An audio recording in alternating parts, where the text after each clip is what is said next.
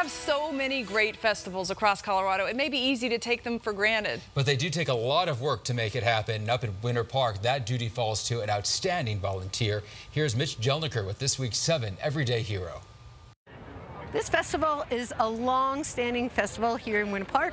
It's called the Alpine Art Affair. The Alpine Art Affair has been entertaining thousands for 45 years in beautiful Winter Park. And it helps further the arts for college students. All of our profits go to scholarships. We've awarded 4 scholarships. Cheryl Day has volunteered to run the Alpine Art Affair for 11 years. It's just my passion. I love this show. She must, because to put on a 2-day juried arts fest like this is a year-round effort. Her dedication is just amazing. It takes her all year. She will start planning 2019, whether she wants to or not. She will start planning that next week. And even once the show gets rolling, the work continues. I'll talk to him. Thank you. Cheryl is always making sure everything is just right for the artists and the crowds. She's grown it. It gets better every single year. So we truly appreciate Cheryl and all of her volunteers. We have a surprise for you today. For me? For you, for all the weeks and weeks and weeks you work to put this thing together. About 52. About 52 weeks a year. Denver 7 and American Financing would like to honor you as a 7 Everyday Hero. That's why we're here today. Thank you. You're welcome. Very good. To nominate a hero in your life, just go to thedenverchannel.com and click on our community section, and then 7 Everyday Heroes. Very nice. All right, Katie, one last warning. No one can say you haven't warned us about tomorrow. We've been talking about it. Cooler and rainy, 77 in Denver. Showers and storms mainly in the afternoon hours. It'll dry back out come Tuesday, low 90s and then 80s through the rest of the week. Thanks so much for joining us.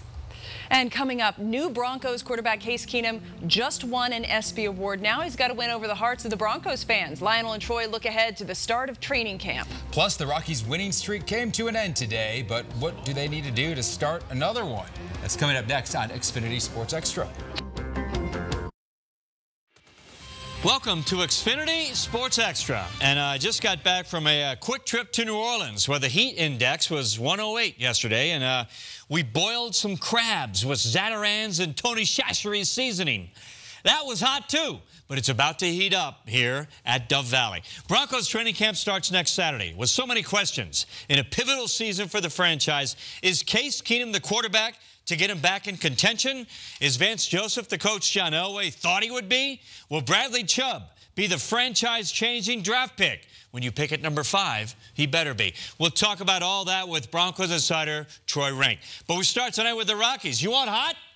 The Rockies were smoking into the All-Star break and out of it as well until today, when the 7-game win streak came to an ice water halt in Arizona. Got to see this All-Star third baseman in action. I don't know if you've heard of him, this Nolan Arenado guy. Rapid-fire double play. Rapid as in 2 seconds from bat to glove to glove. 2 seconds. Tremendous. Rockies down 3-0 in the 4th. Ian Desmond breaks up a no-hitter by Zach Greinke with a big shot to right. Home run number 19, but not enough. Rockies got only 3 hits today. D-backs won it 6-1. Win streak over, but Rockies won the series. As it stands right now, they're in 3rd place in the NL West, a half game back of Arizona, and 2 games behind the first place Dodgers. Well, we played hard, and we played. I thought we played really great. Today we ran into, an all-star pitcher who was on top of his game. A Cy Young Award winner. I mean, this guy's a good pitcher. But 2 out of 3 here, is a good outcome. Would have been nice to get this one today. They're probably really happy that they got this one today. So, but this season is going to go down to a number of teams here in our division battling it out. Well, look who's here. Broncos and Rockies insider Troy Rink. What, is there something for you to talk about this week, Troy? Is there something going on you want to talk about? Absolutely. Got my orange tie, navy blue. It's Broncos time now. We are so close to training camp, Lionel. I know. I can't wait. Broncos and Rockies. But let's start with the Rockies, okay? We know that they were hot into the All-Star break, and despite today's loss to the D-backs, they still have won 15 out of 19 and fought back into contention. Absolutely. I mean, this is a team, Lionel, when you look back at where they were a couple weeks ago, we're talking about they're going to be sellers at the trading deadline. Nolan Arenado's frustrated about it, possible uncertainty around his future. All they've done is climb back in it. They've played well at home, won 13 of 16 there. They have to stay hot there. But I'm going to say it, and I'm going to say it again. They need to get a 7th-inning reliever. Brian Shaw showed signs of life this weekend, but you can't trust that. Hope is not a strategy, Lionel. But I like what I see out of this team. They're resilient.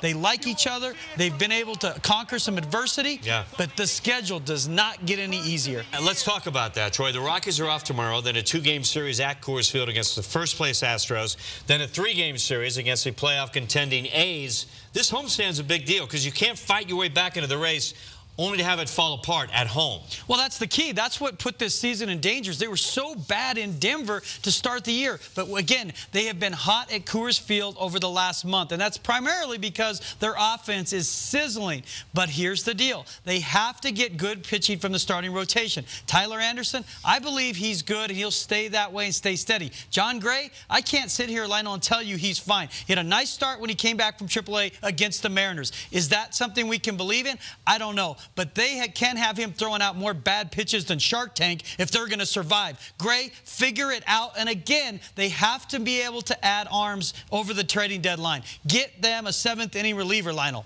We shall see, Mr. Rank. And now, the Broncos. Yes, it is here. Why did the summer and off-season go by fast? When we sit here next Sunday night, Troy, the Broncos will have already gone through the first 2 practices of training camp. The last sighting we have of Case Keenum, he won an ESPY award on Wednesday for best moment. You saw it right here on Denver 7 as quarterback of the Vikings last season. So for the first time in 3 years since Peyton Manning, the Broncos have a no-doubt quarterback situation. And the first time in his career in 7 years, Case is going to be the man. And that is a huge difference for training camp 2018. It feels good. I like it. You know, I like competing. I like you know, knowing my place and knowing my role. You know, there's some, you know, comfortableness to that, and I think that you know, that puts different things at ease, and you know, lets you go out there and play, lets you cut it loose, and you know, it's nice. This is his first time being a guy, so it's been fun to watch that, and it's good for our football team. It's good for our coaches, you know. So it's good to have a guy in place. Yeah, Troy, we have talked about this a lot up here on Sports Extra. The uncertainty at quarterback the last couple of years, Trevor Siemian, Paxton Lynch, Brock Osweiler had a huge part in the 5-11 season last year and the Broncos descending into disarray. Well, it basically undermined their season. They had 6 quarterback changes. That, Lionel, is the Cleveland Browns. That is a joke. Remember last year when we were going into training camp, it was the decision. Here's the shirt you need to print now. The solution. If Case Keenum plays well, the Broncos are going back to the playoffs. Here's what he needs: a 3-to-1 touchdown to interception ratio, and also a season where he's averaging about 25 to 29 passes per game. Gets over 30, that's trouble. The other thing I love about Keenum, he's crazy accurate. You know Drew Brees, that's your guy from New Orleans. The only guy that was more accurate than Keenum last year, Drew Brees. If they get that Keenum, they're going back to the playoffs. That Keenum, that's the guy we need. You're right. Well, since the Broncos signed Keenum, they did not select a quarterback at the draft. They went defense at number 5, and that will be a must-see when camp begins. How much will Bradley Chubb be able to contribute in his rookie season? He's got Von Miller teaching him the business.